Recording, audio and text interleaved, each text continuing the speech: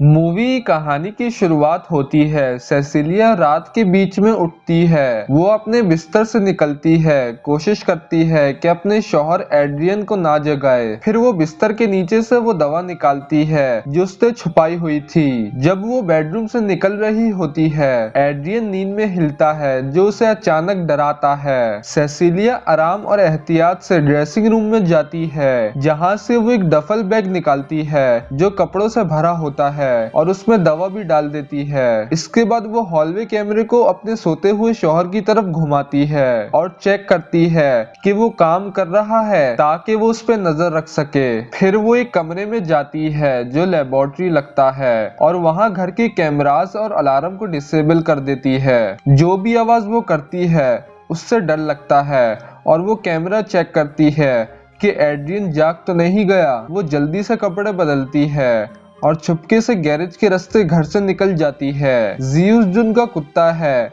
उसके पीछे पीछे आता है और उसे पहले डराता है। वो उसका इलेक्ट्रिक कॉलर उतारती है और तभी कुत्ता कार अलार्म चालू कर देता है। सेसिलिया डरकर फैंस की तरफ भागती है। बेडरूम की लाइट ऑन हो जाती है। जब सेसिलिया फैंस चढ़ती है, वो जंगल के रास्ते भागती है और एक रोड पर पहुंचती है। अपनी बहन एमिली का इंतजार करती है। काफी वक्त गुजरता है और वो डर से घबराई हुई लगती है। आखिरकार उसकी बहन वहां पहुंचती है और सेसिलिया गाड़ी में बैठती है। अचानक उसका शौहर पीछे से आता है, चीखता है और गाड़ी की विंडो तोड़ देता है। वो लोग वहां से भाग जाते हैं, लेकिन उसका शौहर जमीन पर उसकी डायज़ेपम की दवा देख लेता है। 2 हफ्तों बाद सेसिलिया अपने दोस्त जेम्स के घर रहती है। वो अभी भी बाहर जाने से डरती है, लेकिन जेम्स उसे समझाता है कि वो मेल बॉक्स तक जाए। जब वो मेल बॉक्स खोलने जाती है, एक जॉगिंग करते हुए आदमी उसे डरा देता है और वो जल्दी से वापस घर भाग जाती है। अगले दिन जेम्स अपने घर का रेनोवेशन कर रहा होता है और सेसिलिया अपने कंप्यूटर के कैमरे को कवर कर रही होती है। तभी अचानक डोरबेल बजती है। एमिली दरवाजे पर होती है। सेसिलिया परेशान होती है कि वो वहां क्यों आई, ये सोचकर कि शायद उसका शौहर उसका पीछा कर रहा हो। लेकिन उसकी बहन एक खबर लेकर आई होती है। वो अपने फोन पर एक आर्टिकल दिखाती है जो बताता है कि सेसिलिया का शौहर अब मर चुका है। सेसिलिया को समझ नहीं आता कि ये कैसे हुआ।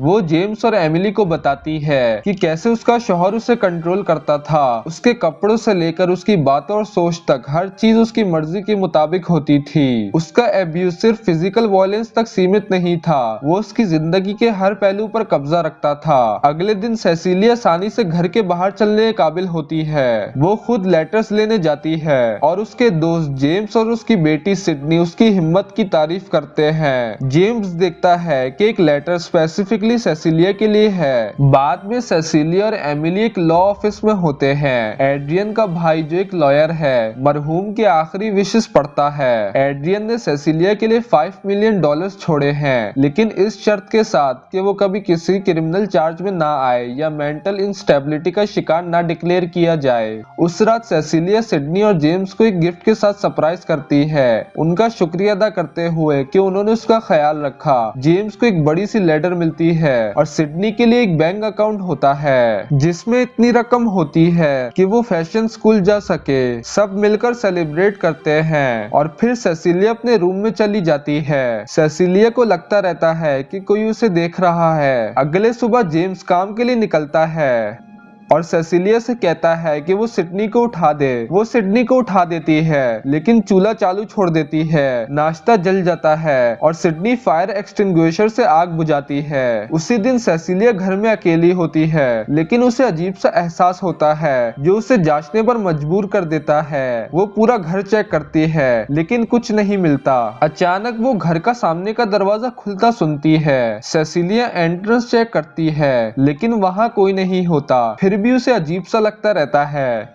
अचानक वो देखती है कि उसके पास एक दूसरी सांस नजर आती है। उसी रात सेसिलिया और सिडनी सिडनी कमरे में सो रहे होते हैं। अचानक कोई उनके ब्लैंकेट्स खींचता है और कैमरे की लाइट के साथ खेलता है, जिससे सेसिलिया उठ जाती है। उसे लगता है कि उसने कमरे में किसी को देखा, लेकिन फिर समझती है कि वो सिर्फ सिडनी का मैनेकिन था। सेसिलिया फर्श से ब्लैंकेट्स उठाने लगती है, लेकिन उसे लगता है कि उसके पास वाली चेयर पर कोई बैठा है। वो ब्लैंकेट्स उस चेयर पर फेंक देती है, लेकिन वहाँ कोई नहीं होता। जब वो ब्लैंकेट्स खींचने की कोशिश करती है, वो हिलती नहीं है। जब वो देखने लगती है तो लगता है जैसे कोई उनके ऊपर खड़ा हो। सेसिलिया जोर से जेम्स को पुकारती है, जिससे सिडनी भी जाग जाती है। जेम्स फौरन कमरे में आता है, क्योंकि ना वो और ना ही उसकी बेटी किसी को देख पाते हैं। वो सेसिलिया को तसल्ली देता है और कहता है कि एड्रियन की यादों को अपने ऊपर हावी मत होने दो। सेसिलिया का एक जॉब इंटरव्यू होता है। जब वो इंटरव्यूअर के सामने बैठी है, वो उससे फ्लर्ट करता है, लेकिन जब उसकी नर्वसनेस देखता है तो उसका काम देखने की बात करता है। सेसिलिया अपना बैग खोलती है, लेकिन उसका काम वहां नहीं होता। ये देखकर वो बहुत अपसेट हो जाती है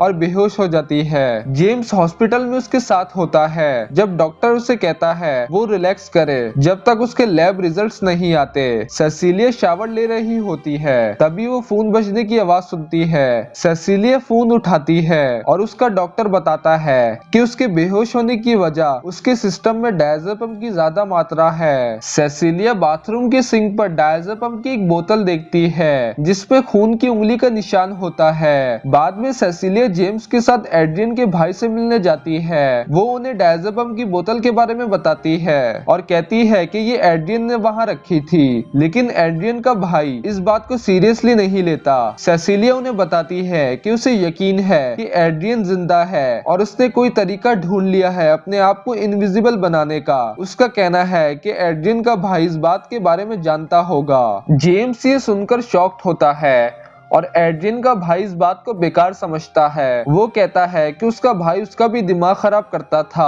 और उसने भी उसकी जिंदगी को अजाब बनाया था। वो सेसिलिया को एड्रियन की लाश की तस्वीर दिखाता है और कहता है कि उसे भी सुकून मिला जब उसका भाई मर गया। सेसिलिया अपने बहन एमिली से मिलती है, लेकिन दोनों के बीच ऑकवर्ड सी बात होती है। एमिली बताती है कि उसने सेसिलिया का वो खराब ईमेल पढ़ा था जो उसने अपने जज्बात के बारे में लिखा था। सेसिलिया एमिली को समझाती है कि उसने वो ईमेल नहीं भेजा, बल्कि एड्रियन ने भेजी है, लेकिन एमिली उसकी बात पर यकीन नहीं करती और कहती है कि वो मदद ले। उस रात सेसिलिया अपने ईमेल के सेंड आइटम्स चेक करती है और वो ईमेल देख लेती है जो एमिली को भेजी गई थी। तभी सिडनी कमरे में आती है और सेसिलिया को फर्श पर रोते हुए पाती है। कुछ तसल्ली देने के बाद दोनों डिसाइड करते हैं कि बाहर चलते हैं। जब सिडनी उठती है तो अचानक कुछ उसे लगता है। वो फौरन अपने डैड को बुलाती है, ये समझ करके शायद सेसिलिया ने उसे मारा है। सेसिलिया कितनी भी कोशिश करे, वो जेम्स और सिडनी को समझा नहीं पाती कि उसने सिडनी को नहीं मारा। दोनों उसे अकेला छोड़कर चले जाते हैं। सेसिलिया समझ जाती है कि एड्रियन किसी न किसी तरीके से वहां मौजूद है। वो एड्रियन को पुकारने लगती है, फिर एक कॉफी का बैग लेकर उसके कंटेंट्स पूरे कमरे के फर्श पर फैला देती है ताकि उसके फुटप्रिंट्स दिख सके।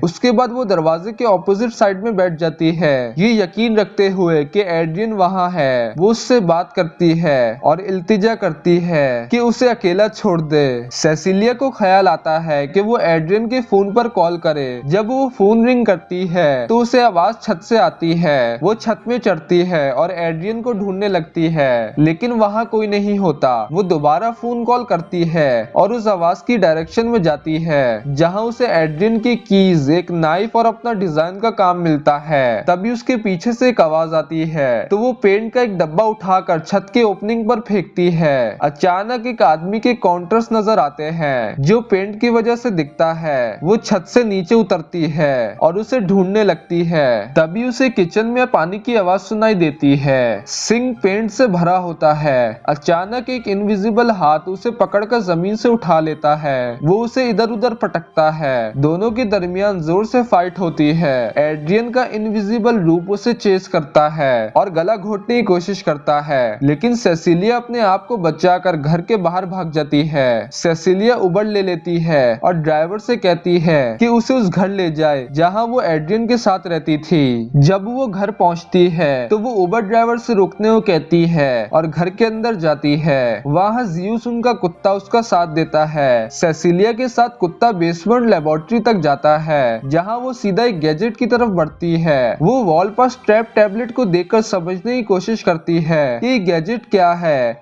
और उसे डीएक्टिवेट कर लेती है। धीरे धीरे एक इनविजिबिलिटी सूट सामने आता है। सेसिलिया मैनेकिन से सूट उतार रही होती है, तभी कुत्ता भौंकता है और किसी चीज की तरफ भागता है जिससे उसे एहसास होता है कि घर में कोई और भी है। सेसिलिया बेडरूम के ड्रेसिंग रूम में छुप जाती है, लेकिन इनविजिबल आदमी उसका पीछा करता है। वो दरवाजा खोलता है, लेकिन मजाक से उसे फौरन नहीं देख पाता। सेसिलिया फौरन वहां से भाग जाती है जब कुत्ता उस आदमी पर भौंकता है। उबर में होते हुए सेसिलिया अपनी बहन एमिली को कॉल करती है और उस रात मिलने का प्लान बनाती है। सेसिलिया एक रेस्टोरेंट में अपनी बहन का इंतजार करती है, घबराते हुए खाली कुर्सी की तरफ देखती है। जब एमिली पहुंचती है, सेसिलिया उसे एड्रियन के घर में मिले सबूत के बारे में बताती है जो साबित करते हैं कि एड्रियन अब भी जिंदा है। तभी अचानक एक चाकू हवा में उड़ता हुआ नजर आता है और एमिली को मार देता है। अगले ही लम्हे वो चाकू सेसिलिया के हाथ में होता है। रेस्टोरेंट में एक लड़की के चीखने पर सब लोग घबराकर उससे दूर हो जाते हैं। सेसिलिया को पकड़कर नीचे पिन कर दिया जाता है और अरेस्ट कर लिया जाता है। उसे एजाइलम ले जाया जाता है जहां वो चीख रही होती है कि उसने ये नहीं किया। वो कमरे के खाली कोने घूरती है और कहती है कि एड्रियन ने उसकी बहन को मारा और वो जानती है कि वो यहाँ है। उसे सेडेट कर दिया जाता है और अकेला छोड़ दिया जाता है। कुछ फुटस्टेप सुनाई देते हैं और फिर एक आवाज आती है, सरप्राइज। जेम्स और एक और डिटेक्टिव सेसिलिया से पूछताछ करते हैं। वो कहती है कि उसके पास एड्रियन के बारे में सबूत है, लेकिन वो बता नहीं सकती क्योंकि एड्रियन वही रूम में है और वो उसे नहीं देख सकते। दूसरा डिटेक्टिव चला जाता है और सेसिलिया जेम्स से पूछती है कि क्या वो उस पर यकीन करता है। वो अपने आप को गिल्टी महसूस करती है, लेकिन जेम्स भी अपनी तरफ से गिल्टी महसूस करता है। बाद में सेसिलिया एक डॉक्टर से बात करती है जो उसे बताता है कि वो प्रेग्नेंट है और ये पिछले महीने के दौरान हुआ। अगले दिन एड्रियन का भाई उसे एजाइलम में मिलने आता है। एड्रियन का भाई सेसिलिया को बताने आता है कि क्योंकि उस पर क्रिमिनल चार्जेस हैं और उसे मेंटली इनकॉम्पिटेंट भी डिक्लेयर किया जा सकता है, इसलिए वो एड्रियन के पैसे का हक खो चुकी है। सेसिलिया उसे नीचा दिखाती है और उसे अपने नार्सिसिस्ट सोशियोपैथ भाई से कंपेयर करती है। वो उसे दो ऑप्शंस देता है, या तो वो डॉक्यूमेंट साइन करके पैसा छोड़ दे या फिर बच्चा रख के और एड्रियन के पास वापस चले। वो सेसिलिया को एक नई जिंदगी एड्रियन के साथ देने की ऑफर करता है, सिर्फ एक फोन कॉल पर। सेसिलिया इनकार कर देती है और जब वो अपने ध्यान से हटा होता है तो उसका एक पेन चुरा लेती है। वो कहता है कि वो 3 दिन बाद आएगा ताकि वो अपना फाइनल फैसला ले सके। उस रात जब ऑर्डरली सेसिलिया का कमरा ढंग से चेक करता है और चला जाता है तो वो शावर में जाती है। वो पेन उठाकर अपने वेन्स में काटने लगती है और कहती है तुम बच्चा नहीं पाओगे।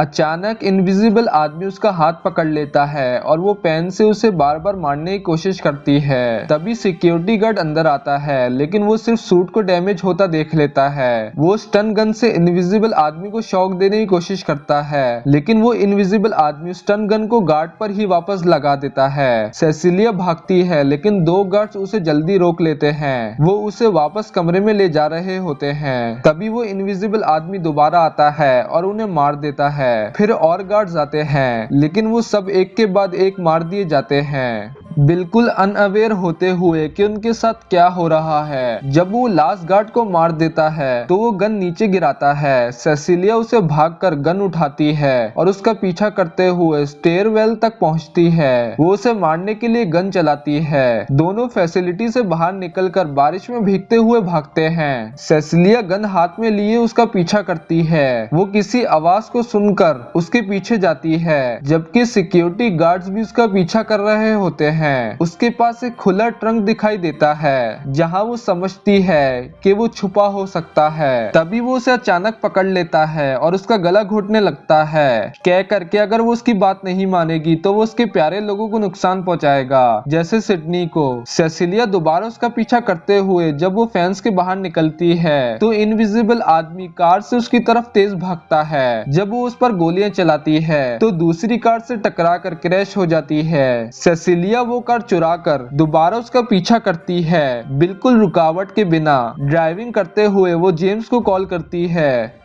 और उससे कहती है कि वो वापस घर जाए और सिडनी की हिफाजत करे। इनविजिबल आदमी घर पहुंचकर सिडनी के कमरे में घुस जाता है। सिडनी उठकर अपने बैग से पेपर स्प्रे निकालती है। जब वो सुनती है कि आदमी मूव कर रहा है तो वो उसे स्प्रे कर देती है और वो गिर जाता है। वो डर से चिल्लाते हुए भागती है लेकिन वो आदमी उसे पकड़ लेता है। उस वक्त जेम्स घर पहुंचता है और वो आदमी उसे मारना शुरू कर देता है। सिडनी अपने डैड को मारते देखकर उसे रोकने के लिए कहती है और तभी सेसिलिया पहुंचकर उसे फायर एक्सटिंग्विशर से ब्लास्ट कर देती है, फिर उसे मार देती है। वो उसके डेड बॉडी के पास जाती है और मास्क उतार देती है और पता चलता है कि वो एड्रियन का भाई था। एक टैक्टिकल पुलिस यूनिट एड्रियन के घर में घुसकर काम कर रही होती है जब अंदर से मदद की चीखें सुनाई देती हैं। पुलिस बेसमेंट में एक दीवार तोड़ती है और एड्रियन को बंधा हुआ पाती है। बाद में जेम्स सेसिलिया को बताता है कि एड्रियन को कैसे दरियाफ्त किया गया, लेकिन सेसिलिया को यकीन नहीं आता कि वो अपने भाई का शिकार था। जेम्स उसे समझने की कोशिश करता है लेकिन सेसिलिया को लगता है कि एड्रियन ने अपने भाई को फंसाया था ताकि वो उसे पागल समझकर उसका पीछा करे। उस रात वो वापस घर जाती है। एड्रियन उसका इंतजार कर रहा होता है, खुशी से उसे देखकर। सेसिलिया को उससे मिलकर उतनी खुशी नहीं होती, लेकिन वो बैठकर डिनर करते हैं। एड्रियन उससे वल्नरेबल होने की कोशिश करता है और अपनी गलतियां मानता है, कहता है कि उसने अपना सबक सीख लिया है। सेसिलिया चाहती है कि वो सब कुछ मान ले जो उसने किया,